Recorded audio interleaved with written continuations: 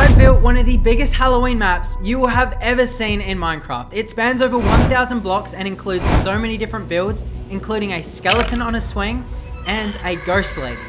I started out by building a huge tree, and when I say huge, I mean 15 blocks away from Minecraft's build limit. Also, I carved a face into this tree because I planned on building a haunted house inside the tree later on in the build. I created a very basic terrain in World Painter and used two different types of dirt textures to make a pathway visible. And yes, that is one huge pathway, but that is the whole idea. It's ant scale.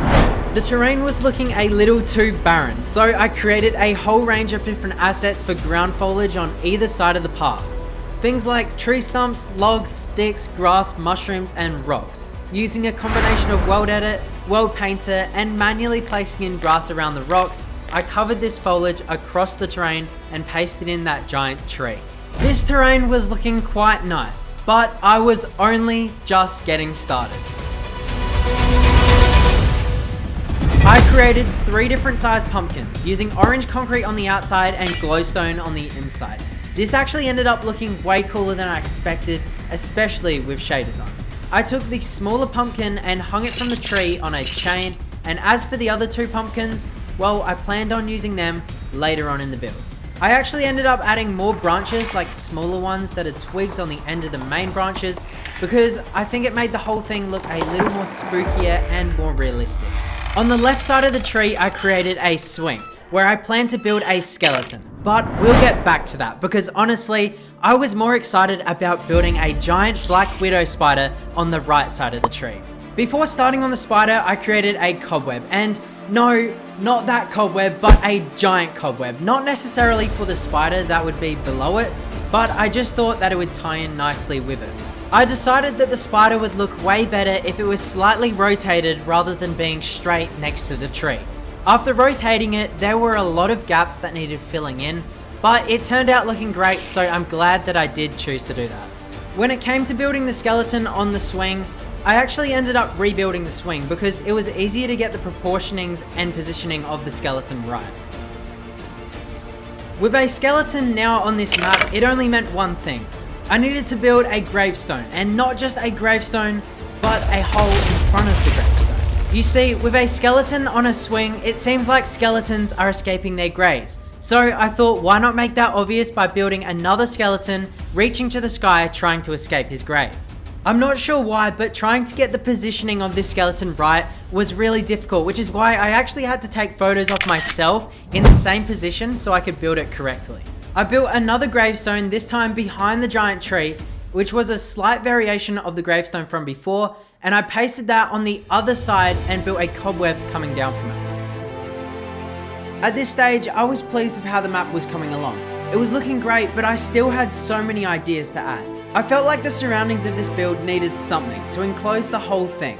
I did think of maybe a fence, but then I had an even better idea.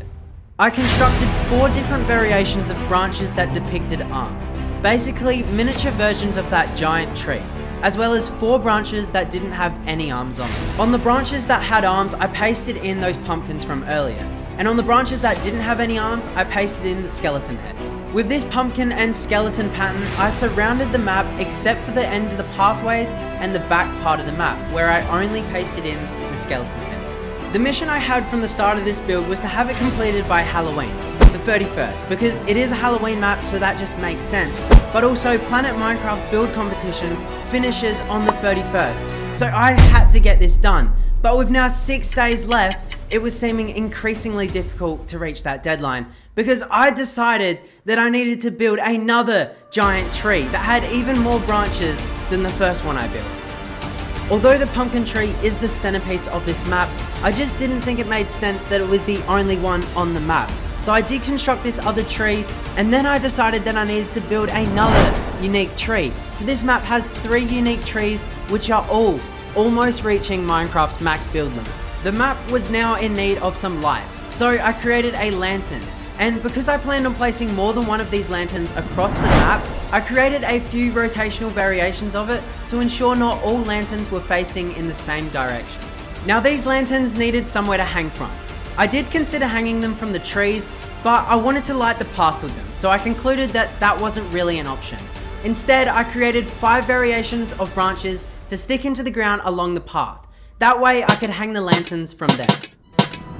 Next, it was time to build the haunted house. I'm building this with only the bottom half of the tree visible for the purposes of the time lapse because the inside of the tree is very dark, which is why I made sure to include plenty of jack-o'-lanterns and window lights so that once it was in the tree, it was at least a little bit visible, even though this is kind of hidden away in the build. To add in a bit of extra light, I placed in some lanterns above the haunted house. At least one of the other trees needed something.